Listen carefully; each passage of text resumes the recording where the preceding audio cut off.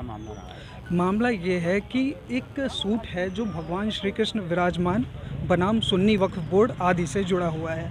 इसमें एक भक्त हैं मनीष यादव, जिन्होंने एक वाद वहाँ पे दायर किया हुआ है, जिसमें सुन्नी वक्फ बोर्ड ने टोटल जो भगवान श्री कृष्ण विराजमान की जो ज़मीन है 13.47 एकड़ की है, जिसमें से कुछ हिस्सा सुन्नी वक्फ बोर्ड ने ले रखा है। उनको वहाँ से हटाने के लिए, इंक्रोचमेंट हटाने के लिए उन्होंने एक सूट फाइल किया हुआ है, जिसमें एक 1967 में एक सूट फाइल हुआ था जिसमें समझौता हुआ था उसके कैंसिलेशन के बिहाफ पे, पर कोर्ट ने उस सूट पे कोई भी हस्तक्षेप नहीं किया।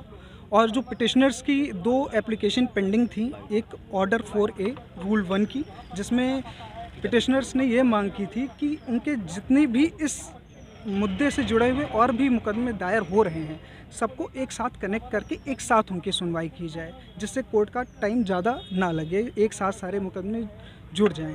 दूसरा, एक इंटरिम इंजंक्शन एप्लीकेशन इसलिए फ़ाइल की गई थी कि जो सुन्नी वक्फ बोर्ड ने जो ज़मीन एक्वायर कर रखी है उनको वहाँ से हटाया जाए, जिससे जो भूमि है भगवान श्री कृष्ण विराजमान की उसका संप्रभुता बनी रहे।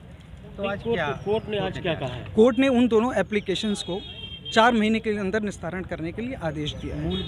मूल बात के लिए कोर्ट ने कोई भी हस्तक्षेप मूल बात में नहीं किया है, क्योंकि इसमें बहुत सारे मुकदमे एक साथ जुड़े हुए हैं जिसका निस्तारण इतनी जल्दी नहीं किया जा सकता। क्या प्रेयर की गई? मूलवाद में मेन प्रेयर यही है कि 1967 का जो उनका समझौता हुआ था ये गलत है, जिसके हिसाब से जो सुन्नी वक्फ बोर्ड और ट्रस्ट के बीच में हुआ था वो गलत है, गलत तथ्यों के आधार पे किया गया था, उनको निरस्त किया जाए। और जो सुन्नी वक्फ बोर्ड है जिन्होंने एक्वायर कर रखी उनको उस जमीन से hटाया जाए। अच्छा, लोअर कोर्ट में 4 महीने जी, जो 2 एप्लीकेशन दी जी, थी जिसमें 4 महीने की बात जी, जी, हाई कोर्ट ने कहा, उसमें क्या था? इंटरिम रिलीफ के लिए हमने प्रेयर की, इंटरिम रिलीफ की, हमें तुरंत कोई रिलीफ इंटरिम दी जाए जी। तो फिर क्या कोर्ट ने कहा? कोर्ट ने बस 4 महीने का आदेश दिया है कि 4 महीने में इनकी दोनों एप्लीकेशन को डिसाइड किया जाए। मथुरा न्यायालय उसको, हाँ, मथुरा न्यायालय को, सीनियर डिवीजन मथुरा को डायरेक्ट किया है कि 4 महीने के अंदर इसका निस्तारण किया जाए। क्या आपके द्वारा ये भी प्रेयर की गई थी कि अगर दूसरा पक्ष अगर नई कोर्ट में पेश होता है तो एक पक्षी फैसला भी सुनाया जा सकता है,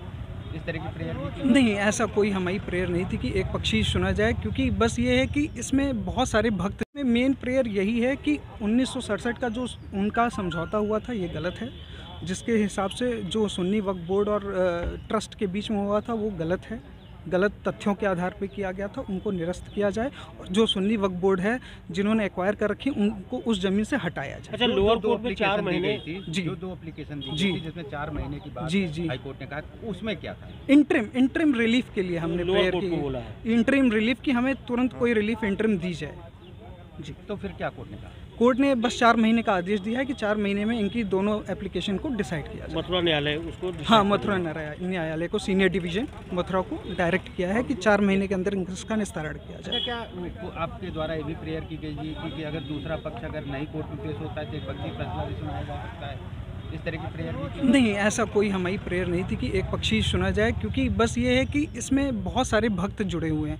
मनीष यादव भी एक भक्त हैं, ऐसा भी हो सकता है इन फ्यूचर कि और भी भक्त कोर्ट में अप्रोच करें अलग अलग वाद लेके आएँ, इसलिए कोर्ट से हमने ये प्रेयर की है कि सारे वादों को एक साथ जोड़ दिया जाए, जिससे कोर्ट का टाइम। मेरा नाम है हर्षित गुप्ता, मैं इसमें पिटिशनर की तरफ से